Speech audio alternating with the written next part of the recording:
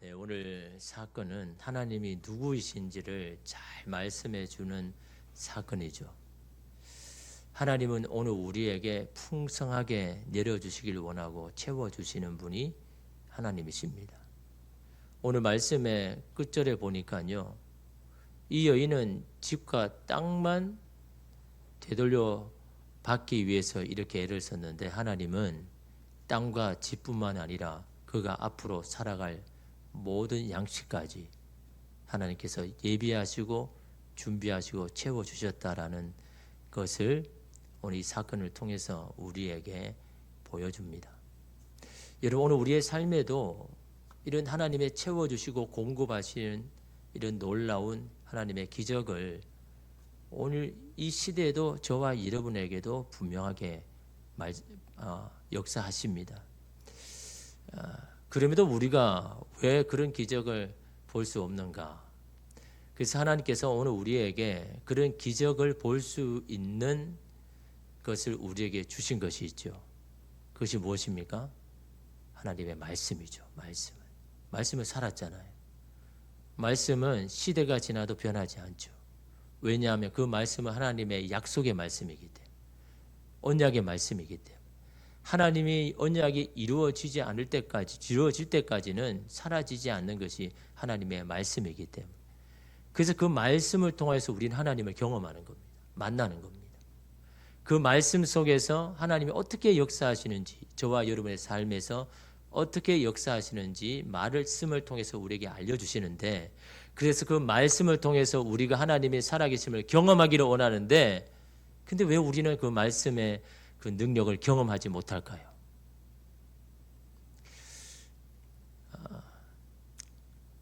어떤 분은 이게 말씀을 이렇게 통독하는 것에 대해서 조금은 의아해하는 사람이 있습니다. 왜 자꾸 말씀을 자꾸 통독해야 되냐? 사실 통독하는 것은 사실 재미가 없거든요. 한 구절 몇 구절 가지고 묵상하면 거기에서 얻어지는 어떤 즉각적인 어떤 반응이나 어떤 말씀이나 기쁨이 있기 때문에, 그래서 사실은 거기에 비해서 묵상보다 통독하는 게 사실 재미가 없죠. 근데 여러분, 이걸 잘 생각하시면요, 하나님의 말씀, 창세기부터 계시록까지 하나님께서 어떻게 역사하시는지에 대해서 바른 길을 붙잡지 못하면요, 우리가 하는 묵상도 그냥 내 입맛에 맞는, 내 생각에 맞는 것으로 흘러갈 수 있다라는 겁니다. 하나님과 전혀 상관없는. 그래서 여러분, 우리가 말씀을 통독해야 되는 겁니다. 그렇다면 여러분, 만약 그렇지 않다면 그냥 하나님께서 이렇게 많은 구절을 두실 이유가 있습니까? 그냥 중요한 몇 구절만 뽑아가지고, 핵심 구절만 뽑아가지고, 야, 너는 그냥 이것만 묵상해, 그게 유익이 된다 그러면 그렇게 하셨겠죠. 그럼 하나님은 그렇게 안 하셨거든요. 왜냐하면 이 창세기부터 계시록까지는 하나님께서 이 땅에 하나님이 어떻게 역사하신지를 다 보여주니까, 그 역사가 지금도 반복이 되니까, 지금도 여러분의 삶에 여전히 역사하시니까, 그래서 그 말씀을 통해서 이 사람의 역사가 나의 역사이라고 믿으셔야 되는 겁니다. 이 여인에게 일어난 사건이 나의 사건도 될 것이라고 믿어야 되는 겁니다. 그래야 그 말씀이 유익이 있죠. 그래서 여러분, 어떤 분은 야, 이거 처음부터 끝까지 통독해도 뭐가 뭔지도 모르는데 도대체 언제까지 읽어야 되느냐? 대략적으로 어떤 말씀이 정말 유익이 되고, 말씀이 내 안에서 막 내 안에 어떤 습성이나 버릇들을 조절하고 막 통제하고 하는 그 말씀이 정말 내 안에, 그래서 여러분 히브리서 보면 말씀이 살았다 했잖아요. 운동력이 있다 하잖아요. 운동력이 있다는 힘이 있다라는 겁니다. 막 무브먼트가 있다라는 겁니다. 내가 이렇게 하지 못하는 것이 말씀을 통해서 막 하게 만드는 겁니다. 내 의지로 끊지 못하는 것이 끊어지게 되는 겁니다. 그게 말씀이 내 안에 살아 역사하시는 거잖아요.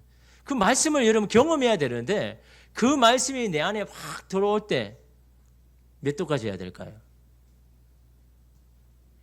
최소한요, 스트레이트로 한 10번 하셔야 돼요. 1독 해놓고 1년 쉬고 또 1독 하는 건요, 그냥 똑같은 겁니다. 또 매번 그냥 쳇바퀴 돌아가는 거예요.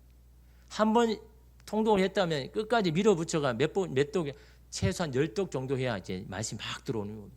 막 살아가 많이 들어오고 말씀을 듣고 싶고, 어떻게 하든 그 남는 시간들은 막 그냥 말씀 읽으려고 막 생각하는 겁니다. 그 말씀이 꿀같이 달려면요, 그 말씀이 내 안에 살아 역사해야 여러분 되지. 그 말씀이 그냥 눈에 들어갔다 한쪽 귀로 다 빠져나가는데 그 말씀이 괴롭죠. 막 고통입니다. 한 최소한요 쭉 이어서 한 10번. 그래서 지금 우리가 쭉 이어서 이제 5번 하는데요. 정영 목사님 그럽니다. 언제까지 해야 됩니까? 언제까지 해야 됩니까? 최소한 10독을 해야죠. 이어서. 그렇게 하고 여러분 내가 가지고 있는 의심에 대해서 다시 한번 하나님 물어봐야죠. 하나님 제가 계속해서 이어서 10번까지 했는데 아니 저는 말씀이 내 안에 역사한지 모르겠습니다 라면 그때 저한테 찾아오셔야죠. 최소한 10독은요. 이어서 연달아서. 뭐 한 번, 2번 해가지고 한 번, 2번 했는데 아무런 저한테 없는데요 라고 말하지 말고요. 10번 정도 이어서 쭉 하고 난 다음에 여러분 저한테 찾아오시면요. 제가 왜 그런지를 이야기 여러분 해드리겠습니다. 최소한 10번 이어서 하셔야 그 말씀이 여러분의 말씀이 되는 겁니다. 그냥 여러분 그냥 뭐 말씀 붙잡고 뭐 묵상한다고 레마의 말씀 되는 게 아닙니다. 하나님이 살아 역사하신 걸 여러분 말씀을 통해서 봐야죠. 그래야 그 말씀의 역사가 나의 역사도 되는구나 하는 걸 믿음이 가져져야 여러분 그 말씀이 정말 내 안의 역사를 아는데 그걸 못 보는데 여러분 목사가 이 말씀은 남의 역사가 여러분 되어버리는 겁니다. 이 말씀이 왜 우리에게 유익이 되지 않느냐? 여러분 히브리서에 보면요 분명하게 말씀합니다. 히브리서 4장 2절에 보면요 그들과 같이 우리도 복음 전함을 받은 자이나 우리도 하나님의 말씀 그 예수 그리스도 전하는 복음을 전함을 받은 자잖아요. 들은 바 그 말씀이 그들에게 유익하지 못한 것은 무슨 때문이라고요? 믿는 자가 믿음과 결부시키지 않기 때문에. 들은 말씀이 내게 유익이 안 되는 건 믿음과 결부시키지 않기 때문에. 말씀은 우리에게 유익이 됩니다. 말씀 우리를 살립니다. 말씀이 우리의 길이 됩니다. 말씀이 우리가 살아갈 여러분 능력과 힘이 됩니다. 그런데 왜 그 말씀이 유익이 안 된다고요? 들은 사람이 믿음과 결부 안 시키니까. 믿음과 결부시킨다는 건 뭡니까? 믿음과 자꾸 연관을 해야 된다는 겁니다. 믿음으로 해석을 해야 되는 겁니다. 믿음으로 반응해야 되는 겁니다. 들은 말씀에. 이해가 안 돼도 의심이 생겨도 하나님과 자꾸 연관시켜야 되는 겁니다. 하나님 이 말씀이 하나님 저의 삶에 도대체 어떻게 적용이 되는 겁니까? 어떤 연관이 됩니까? 이 말씀이 내 삶에서 내가 어떻게 하기를 원하십니까? 자꾸 믿음으로 결부시켜야 되는 겁니다. 믿음으로 자꾸 해석을 해야 되지. 하나님 이 말씀은 저하고 안 맞는 것 같는데요. 그러니까 그 말씀이 내게 유익이 안 되는 겁니다. 내게 이 말씀이 하나님 내게 들려주신 것은 하나님의 분명한 뜻이 있으라고 나는 믿고 그 말씀대로 내가 어떻게 살아야 되는지를 자꾸 믿음과 결부시켜야 그래야 그 말씀이 여러분의 삶을요 통제해 나가는 겁니다. 왜 유익이 안 된다고 합니까? 믿음과 결부 안 시키니까. 믿음을 가지고 말씀을 듣고 말씀에 응답을 하고 여러분 말씀에 반응해야 되는 거죠. 그럼 어떤 믿음입니까? 히브리서 11장 6절에 믿음이 없이는 하나님을 기쁘시게 못하나니 하나님께 나아가는 자는 뭐 해야 된다고요? 어떤 믿음을 가져야 됩니까? 반드시 그가 계신 것과 바로 지금 하나님 여기에 계신다. 내가 하나님을 찾는 그곳에는 하나님이 계신다라는 그 믿음 가지고 나가야 된다. 또 한 가지가 뭡니까? 그 주님을 간절히 찾는 자에게 하나님은 좋은 것을 베풀어 주시는 자임을 믿고 나가야 된다는 겁니다.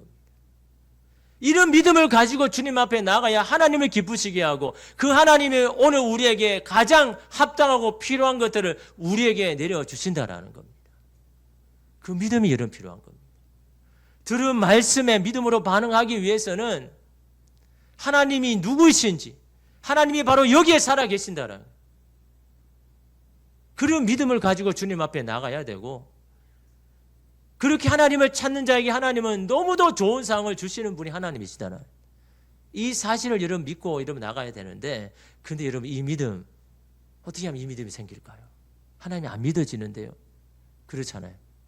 하나님이 정말 지금 이곳에 계신 저는 안 믿어지는데요. 그래서 여러분 이런 믿음은요 하나님을 자꾸 경험해 봐야 돼요. 내 삶에서 하나님이 주시는 것들을 여러분 자꾸 경험해 봐야 돼요. 근데 여러분 어떤 사람은요, 참 안타까운 거는 하나님께서 분명히 하나님을 지금 만날 수 있는, 하나님을 경험할 수 있는 기회인데도 어떤 사람은 그 기회인지도 모릅니다. 그냥 자기를 그냥 힘들게 하는 걸로 받아들이더라고요. 그게 여러분 목회자로서는요, 안타까운 겁니다. 분명히 지금의 이 사건, 이거는 하나님을 너무도 경험할 수 있는, 그래서 믿음의 눈으로만 반응하고 믿음으로만 그걸 해석하면 정말 이 사람에게 좋은 기회인데도 그걸 기회로만 받아들이더라고요. 아니 지금도 힘든데 하나님 왜 저를 자꾸 힘들게 합니까? 그렇게 받아들이더라고요. 그러니 여러분 어떻게 그게 여러분 기회가 됩니까? 그게 어떻게 축복이 됩니까? 하나님 우리에게 어떤 사건, 어떤 일을 만날 때는 그게 우연이 아닌 겁니다. 여러분 세상 사람 우연이라고 하지만요, 하나님에게서 우연은 하나도 없습니다. 하나님이 다 계획하시고 섭리하심인 겁니다. 그래서 여러분 시편에 우리의 안고 일어서면 하나님 다 하신다잖아요. 우리가 안고 일어서서 뭘 할지 하나님이 다 아시는 분이, 그분이 여러분 다 계획하고 준비하시는 분이 아닙니까? 그 주님에 대한 여러분 그런 믿음이 여러분 오늘 우리가 갖기 위해서는요, 하나님께서 우리에게 베풀어 주시는 모든 상황, 내 마음에 드는 상황만 마음에 열지 말고, 내가 도무지 이해가 안 되고 내 마음에 안 드는 상황이라도 여러분 마음을 열고 하나님의 뜻이 있음을 믿고 그렇게 여러분 기다릴 때, 그때 하나님을 여러분 경험하게 되는 겁니다. 그것이 여러분 하나님 만나는 여러분 기회가 되는 거. 오늘 말씀도 마찬가지입니다. 이 여인이요, 그냥 하나님의 때를 만난 게 아닙니다. 오늘 읽었던 이 말씀에 보면 대단하죠. 하나님의 정말 기가 막힌 타이밍에, 아마 여러분 이 여인이 그걸요 계획하려고도 할 수가 없죠. 그런데 이런 놀라운 일, 하나님이 살아계심을 경험하는 일, 정말 이 여인에게는 너무도 좋은 날 아닙니까? 이 날을 만나는 것이 그냥 되어진 게 아니다라는 겁니다. 여러분 이 세상에 그냥 되는 게 있습니까? 아무것도 없습니다. 우리의 노력과 최선도 있어야 되지만 하나님께서 부어주신 은혜를 만나야, 그래야 여러분 그런 좋은 날을 만나는 겁니다. 오늘 말씀에 여러분 이 여인을 어떻게 이런 좋은 날을 만날 수 있었는가, 여러분 그걸 알기 위해서는요, 이 엘리사가 도대체 무슨 일이 났는가를 여러분 보아야 됩니다. 열왕기하 4장 8절 이하에 보면요, 이 여인은 어떤 여인이냐고 보니까요, 엘리사가 어떤 사역을 위해서 막 그 지역을 왔다 갔다 할 때 이 여인은요 항상 엘리사를 부릅니다. 그래서 극진히 대접합니다. 당신은 하나님의 거룩한 사람인데, 아니 이렇게 밥도 안 먹고 다니면 어떨까 합니까? 저희 집에 오셔서 꼭 드시고 가세요. 여러분 이게요 생각만 인다고 할 수 있는 게 아니잖아요. 뭐 맞은 것이 많다고 할 수 있는 것도 아니잖아요. 이 여인은요 선한 마음입니다. 아무런 대가도 바라지 않고, 하나님의 거룩한 선지자가, 여러분 성경 읽어보면 하나님의 이 사람은 거룩한 선지자인데 밥도 안 못 먹고 막 저렇게 돌아다니는 거 보니까 너무너무 안타까워가지고 지나가시는 길 있으면 꼭 자기 집에 와가지고 밥을 꼭 드시라는 거죠. 제가 대접하고 싶습니다. 여기서 끝나는 게 아닙니다. 그를 위해서 여러분 열왕기하 4장 13절 열왕기하에 보면요, 엘리사를 위해서 아예 자기 집에 작은 방을 안에 마련했습니다. 또 거기에 여러분 책상과 침상과 의자와 촛대까지 머물러 가지고 둬가지고 잠시 여기서 그냥 편안하게 계시다가 가십시오라고 모든 것들을 다 준비해 놓고 이 엘리사를 여러분 환대합니다. 그런데 여러분 이런 환대가 여러분 사람의 마음도 감동하지만요, 하나님이 기억하십니다. 선한 마음을 가지고 누군가에 흘러보내면요, 하나님이 그건 꼭 기억하시는 거예요. 한 번은 엘리사가 그 마음이 너무 귀하지 않습니까? 모든 사람이 그런 게 아니잖아요.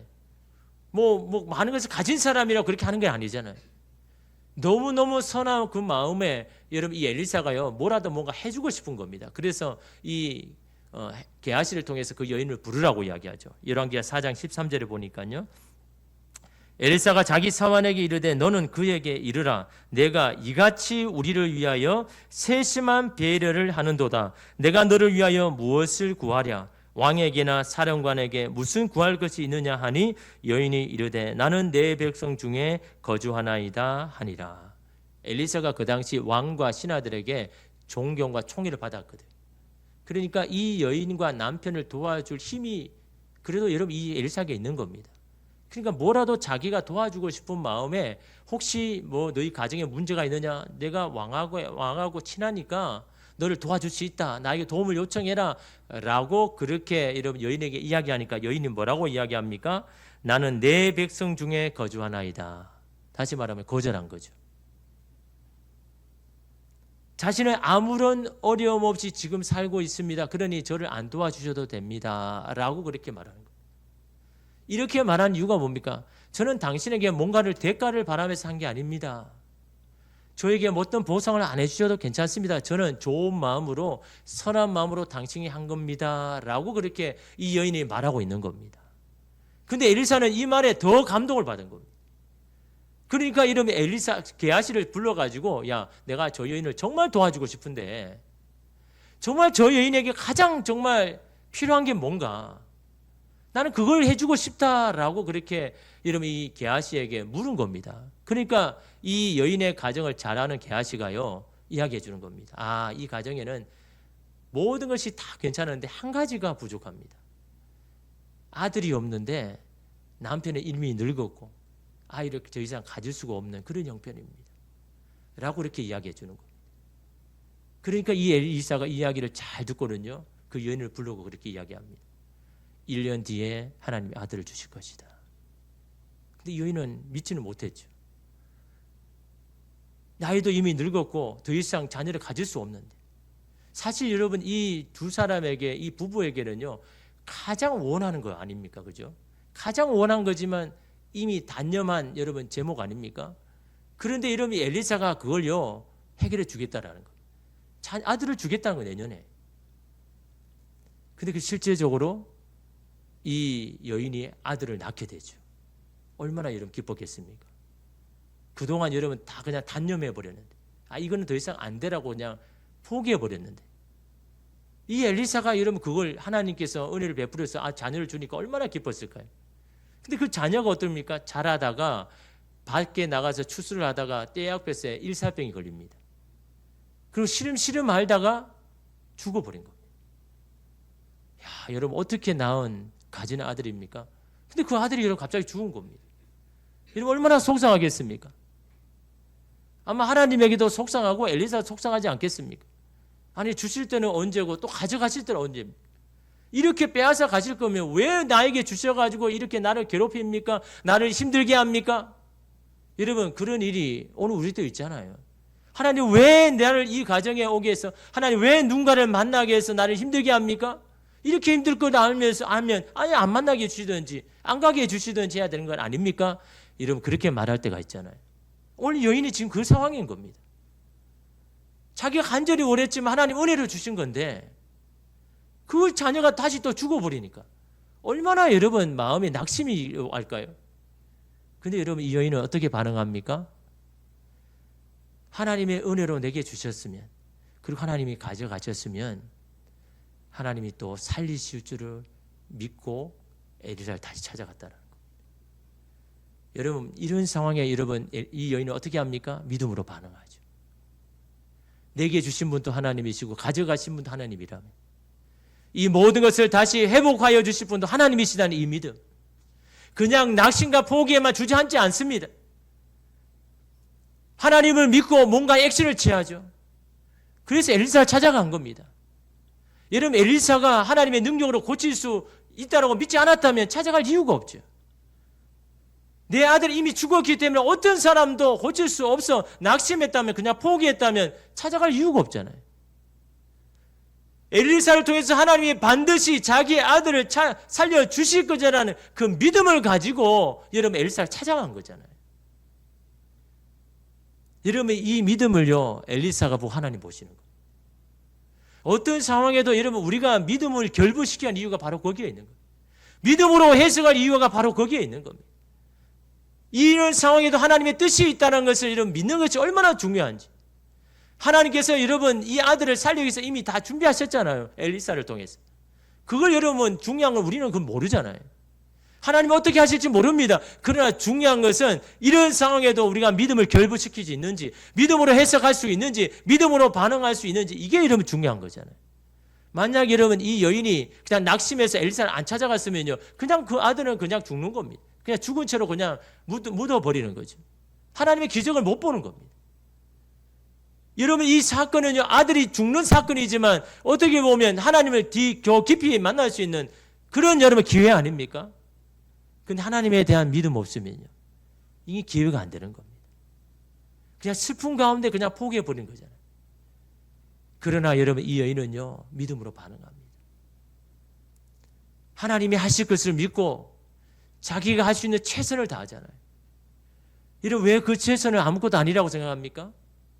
하나님은 그것을 믿음으로 최선을 다하면요 하나님이 기억하시는 거예요. 오늘 이 여인처럼요. 여러분 자식이 죽는 것보다 더 절망되는 사건이 있습니까? 자기가 정말 사랑하는 아들이 갑자기 죽었는데 이것보다 더 마음이 무너지는 사건이 있습니까? 그 어떤 것도 여러분 부모에게는요 자식이 죽는 거는요 그 어떤 것도 여러분 대체될 수가 없는 겁니다. 아무리 여러분들의 삶이 힘들고 어려운 점이 있다 해도 여러분의 자녀가 죽는 사건보다 더 어려운 일이겠습니까? 그런데도 이 여인은요 믿음으로 반응합니다. 그걸 여러분 하나님께서 아시고 어떻게 합니까? 이 아들을 살리죠. 엘리사를 통해서. 엘리사가 여러분 그 아들을 방에 들어가서 정말 온 마음을 다해서 기도하잖아요. 그럴 때 여러분 이 아들이 살잖아요. 왜 주셔놓고 왜 또 죽이시고 또 살리시느냐? 왜 그럴까요? 하나님은 그냥 심심하지 하신 겁니까? 아니요. 이 여인이 하나님을 깊이 만날 수 있는 기회를 주신 겁니다. 하나님이 어떤 분이라는 걸 알게 하기 위해서 여러분 이런 인생의 많은 사건들을 여러분 주고 있다는 거. 오늘 저와 여러분의 사건도 마찬가지입니다. 그냥 지나치지 마십시오. 그냥 여러분 그냥 슬픔 가운데 끝내지 마십시오. 거기에 하나님의 분명한 뜻이 있다라는 것. 하나님께서 반드시 하나님을 찾는 자에게 상 주시고 하나님께 살아계신다라는 것을 경험하게 하는 여러분 기회다라는 거예요. 그 기회를 여러분 놓치시면 안 되는 겁니다.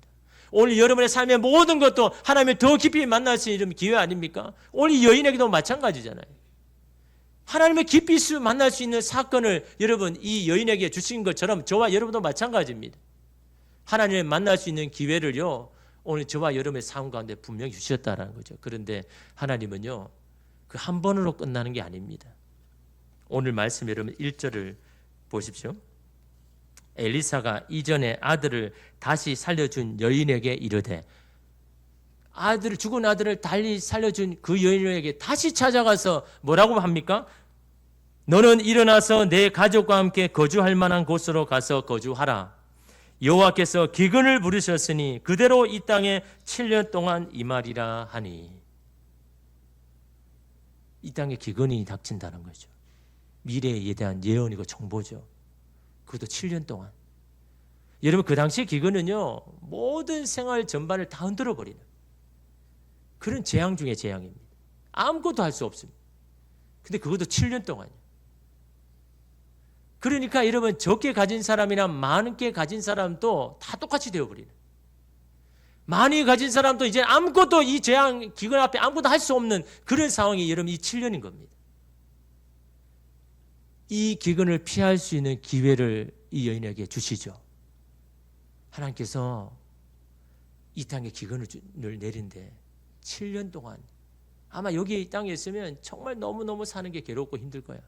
근데 하나님이 너에게 은혜를 베푸셔서 이 기근을 피할 수 있는 기회를 너에게 주는 거야 라고 이 여인에게 이 땅을 떠나라 라고 이렇게 말씀하시죠. 그냥 생각하면 야 이거 하나님께서 내게 주시는 은혜네, 축복이네, 그럼 얼른 떠나야지 라고 생각할 수 있지만 여러분 이게 쉬운 문제가 아닙니다.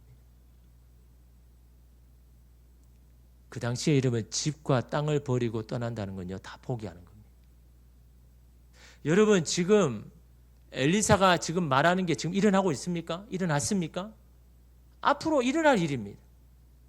일어날 수 있고 안 일어날 수 있는 건 인간적으로 생각합니다. 거기에 너의 모든 것을 걸으라는 겁니다. 그럼 여러분 이게 쉬운 게 아니잖아요.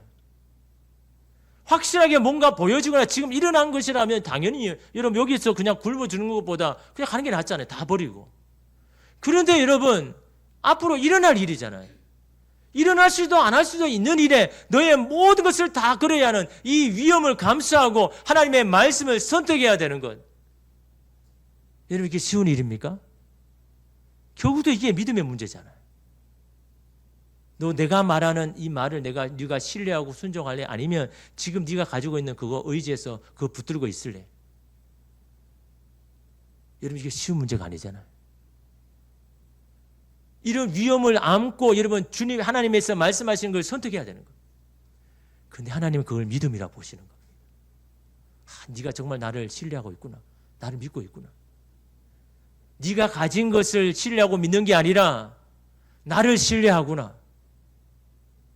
여러분 이 문제를 통해서 하나님은 우리에게 보시는 거잖아요. 이 여인에게. 하나님이 주신 분명한 기회잖아요.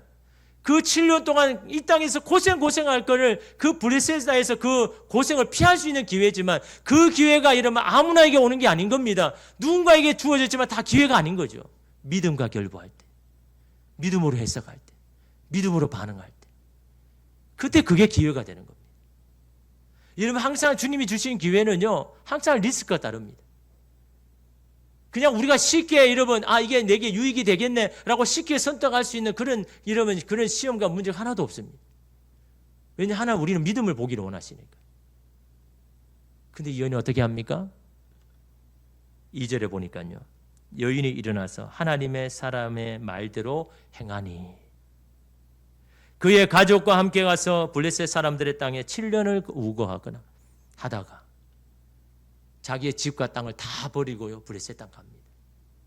하나님의 말씀대로 행하니 그러니까 그 말씀대로 되어버리죠. 7년 동안 그 이스라엘 땅에 기근이 있는 겁니다. 모든 사람이 막 아우성이 죽지 못해서 사는 아우성을. 근데 이 여인은 하나님의 말씀에 순종해서 그것을 여러분 피하는 그런 여러분 축복을 여러분이 누리잖아요. 근데 그 7년이 딱 지나자 기근이 그친 겁니다. 그래서 이 여인이요 가족들과 데리고 다시 이 이스라엘 땅으로 오죠. 또 언제 문제가 생깁니까? 여러분 3절에 보십시오. 7년이 다음에 여인이 블레셋 사람들의 땅에서 돌아와 자기 집과 전투를 위하여 호소하려 하여 왕에게 나아가더라. 왕에게 가서 호소했대요. 왜요? 돌아가 보니까 누군가가 자기 집과 땅을 차지하고 있는 거예요. 이 기근에 7년 동안 안 돌아오는 걸 보면서 아예 안 돌아올 거라고 생각하고 누군가 가서 그 집을 차지해가지고 그 땅을 여러분 자기 땅처럼 하고 있는 겁니다. 물론 법적으로는 여러분 이 여인의 땅이지만요. 법보다 앞서는 게 감정이잖아요. 버티면 여러분 해결할 방법이 없는 거예요. 아니 버리고 떠날 때는 언제고 왜 지금 와서 그 집을 찾으러 와요? 우리는 못 나가. 그러면 여러분 할 수 있는 방법이 없는 겁니다. 7년 동안 여러분 하나님의 은혜로 잘 피했지만 다시 돌아오니까 또 어려움이 닥치는 겁니다. 이스라엘 땅에 왔는데 구할 집이 없는 겁니다. 거둬들일 여러분 땅이 없는 겁니다. 얼마나 여러분 난감합니까? 그런데 여러분 이 여인은 어떻게 합니까? 그냥 포기 안 하잖아요. 자기가 할 수 있는 최선을 다합니다. 왕에게 이 문제를 호소하지 않고서는 이게 풀리지 않을 것 같아서 왕에게 나아가서 이 문제를 가지고 호소한다고 이러면 다 듣습니까? 이 여인이 무슨 여인하고 이 왕하고 깊은 관계가 있는 것도 아니고 무슨 친척도 아니고 아무런 관계도 없는데 이런 골치 아픈 일에 이러면 이게 골치 아픈 일이거든요. 누군가에게 있는 것을 쫓아내보면요 이 사람에게는 또 여러분 적이 되는 요즘처럼 법 집행해가지고 쫓아낼 수 있는 그런 게 아니잖아요. 그러니까 여러분 왕에게 있어서도 이게 골치 아픈 일인 겁니다. 근데 이 여인이 갑자기 자기에게 호소한다고 이러면 집을 돌려주라고 할 수가 있겠습니까? 근데 여러분 이 여인은 왕에게 호소합니다. 블레셋에도 살게 하신 하나님 여기에서 살게 하실 것이라는 믿음 가지고 자기가 할 수 있는 최선을 여러분 다하여 왕에게 여러분 나아가지 않습니까? 그런데 여러분 보십시오. 4절에 보십시오. 그때에 왕이 하나님의 사람의 사환 게하시와 서로 말하여 이르되 너는 엘리사가 행한 모든 큰 일을 내게 설명하라 하니 그때가 언제입니까? 이 여인이 자기의 문제를 가지고 왕에게 지금 나아가서 호소하려고 왔는데 지금 어떤 일이 일어납니까? 왕이 엘리사의 사환인 게하시를 불러가지고 야 너 엘리사 밑에서 많이 있었다며 엘리사가 도대체 어떤 대단한 일을 했는지 나에게 좀 이야기해줘. 라고 이렇게 요구하니까 사환이요, 자기가 경험했던 그 엘리사의 놀라운 일들을 이야기하는 겁니다. 이야기하면서 또 한 가지, 이 죽은 아들을 살린 엘리사의 이야기를 하는데 누가 들어옵니까? 그 당사자가 들어오는 겁니다. 얼마나 여러분 놀라운 타이밍입니까? 아마 게하시도요 깜짝 놀랐을 겁니다. 소름이 돋았을 겁니다. 왕하고 지금 이 여인의 이야기를 지금 하고 있는데, 그때 자기 아들이 죽어가 너무너무 슬퍼가지고 있는 그 여인의 죽은 아들을 이 엘리사가 살렸습니다 라고 하는데, 그 여인이 들어와가지고 제발 나를 도와주십시오, 원래 내 땅인데 다른 사람이 들어와서 지금 살고 있습니다 라고 막 호소를 하는데, 지금 그 게하시하고는 왕은 지금 자기 이야기하고 있는 겁니다. 여러분, 이런 놀라운 타이밍이 그냥 우연입니까? 하나님의 섭리고 계획하심이잖아요. 블레셋 땅에도 살게 하신 하나님이 이 땅에도 살게 하시는 하나님이라는 것을 보여주기 위하여서, 이런 놀라운 하나님께서 이런 왕과 게하시의 이야기를 하도록 준비시키는 분이 여러분 하나님 아닙니까? 누구를 위해서요? 믿음으로 반응하고 믿음으로 사는 자를 위해서. 여러분, 하나님이 그런 분이신 겁니다. 우리가 다 이해되지 않아도요, 어떤 상황에도 믿음으로 결부하고 믿음으로 반응하고 믿음으로 해석하는 그 사람의 선택을요 후회되지 아니하도록 하나님의 놀라운 기적을 베풀어 주시는 분이 하나님이시라면요, 오늘 저와 여러분의 삶도 마찬가지죠. 그때 살아서 역사하신 하나님, 오늘 저와 여러분의 삶 가운데도 여전히 여러분 역사하실 겁니다. 그 기적이 누구에게 나옵니까? 살아계신 하나님을 믿고 그 하나님을 찾는 자에게 상을 주심을 믿고, 오늘 우리의 믿음에 반응하여서 하나님이 예비하신 데를 만나게 하시는 하나님. 그런데 그 하나님은요 그 문제만 해결해 주지 않죠. 여러분, 오늘 읽었던 마지막 구절을 여러분 보십시오. 6절에 보니까 왕이 그 여인에게 물음에 여인이 설명한지라. 왕이 그를 위하여 한 관리를 임명하여 이르되 이 여인에게 속한 모든 것과 이 땅에서 떠날 때부터 이제까지 그의 밭의 소출을 다 돌려주라 하였더라. 뭘 줍니까? 이 여인은 그냥 땅과 집만 받으면 좋겠는데, 왕은요 이 문제를 해결하기 위해서 관리까지 임명하고는 그 다음에 뭡니까? 그 사람이 여기서 떠난 기간만큼 이 땅에서 나왔던 모든 소출 다 돌려보내줘. 땅과 집만 여러분 돌려주는 게 아닙니다. 앞으로 살아갈 수 있는 양식, 7년 동안 이 땅에서 재배되었던 모든 농작물을 다 돌려주라고. 이 땅, 이스라엘 땅에서 살아갈 수 있는 양식을요 풍성하게 채워주십니다. 왕이 그렇게 할 필요가 없잖아요. 근데 지금 앞에 뭐 어떤 일을 봤습니까? 하나님께서 어떻게 엘리사를 통해서 역사하신 것을 왕도 봤기 때문에. 그래서 여러분, 이 왕이요 그 사실이 진짜라는 걸 이 여인을 통해서 자기가 봤으니까. 그래서 여러분, 이 왕도 이 여인에게 일을 도와주는 겁니다. 집과 땅만 돌려주는 게 아니라요, 더 많은 것으로 이 여인에게 안겨주시는 것을 오늘 성경은 저와 여러분에게 여러분 보여주십니다. 여러분, 제가 어떤 가정을 위해서 여러분 기도할 때는요, 예전의 말씀처럼 속상한 건 다른 게 아닙니다. 하나님, 이렇게 정말 하나님 바라보면서 기도하면서 낙심됨에도 불구하고 하나님 앞에 기도하는데 왜 빨리 해결해 주시지 않고, 왜 하나님께서 변화시키지 않고 그대로 내버려 두십니까? 여러분, 그거는요 같이 기도해 본 사람이요 그런 속상함이 아는 겁니다. 그 사람을 위해서 같이 중보 기도 안 하면요 그런 속상함 모르는 겁니다. 그 당사자만 아는 거죠. 그 당사자만 속상하죠. 급한 겁니다. 근데 함께 그 기도를 같이 기도해 보면요 같은 마음이 드는 겁니다. 하나님이 저렇게 하나님 바라보면서 어떻게든 하나님 끈을 붙잡고 하나님을 도와달라고 기도하는데 하나님 왜 아직도 해결해 주고 안 해주십니까? 라는 속상함이요 같이 기도해 보면요 같은 마음이 드는 겁니다. 그래서 어떨 때는요 제가 이 앞에서 그 가정을 생각하면요 제가 더 속상해서 제가 더 마음이 아파가지고 막 하나님 앞에 따질 때가 있죠. 하나님 왜 아무런 것도 안 하십니까? 하나님 분명히 살아계시는 분이, 하나님 분명히 우리의 기도를 들으시는 분들, 근데 여러분 그 기도의 결론은요, 하나님 반드시 해결해 주시고 풍성하게 채워주신다는 건요 변함없는 사실입니다. 그런데 왜 기다리게 하시는지, 왜 지금은 안 하는지 딱 두 가지입니다. 하나는 그 사람이 하나님의 기적을 기적으로 볼 수 있는 준비가 돼야 된다. 하나님 분명히 기회를 지금 주고 있는데 기회인지를 모르는 것. 계속 자기의 방법을 하는 것. 자기의 생각을 하는 것. 마음만 열고 길을 열고 하나님이 주신 기회임을 믿고 믿음으로 반응하면 분명히 하나님의 역사가 일어날 것인데 여전히 거기에 대해서 길을 막고 마음을 닫고 있는 겁니다. 하나님이 기다리시는 거죠. 또 한 가지는요, 하나님께서 하실 상황과 형편이 아직까지 되지 않기 때문에, 하나님의 때가 되지 않았기 때문에 아직 기다리시는 거예요. 이 두 가지 때문에 하나님이 기다리시죠. 하나님이 여러분의 기도를 안 들어주시는 게 아닙니다. 여러분의 상황을 모르는 게 아닙니다.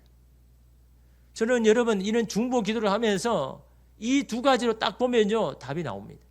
왜 하나님이 지금은 역사하시는지. 하나님 반드시 역사하시고 하나님 반드시 기도하는 자의 여러분 기도를 들으시는데, 오늘 우리가 하나님의 기적을 볼 수 있는 그런 준비가 되었는지, 그런 상황과 형편이 되었는지, 그것을 여러분 기억하면서 오늘 여인을 보십시오. 어떤 상황에도 액션을 취하잖아요. 어떤 절망적인 상황에도 낙심하지 않잖아요.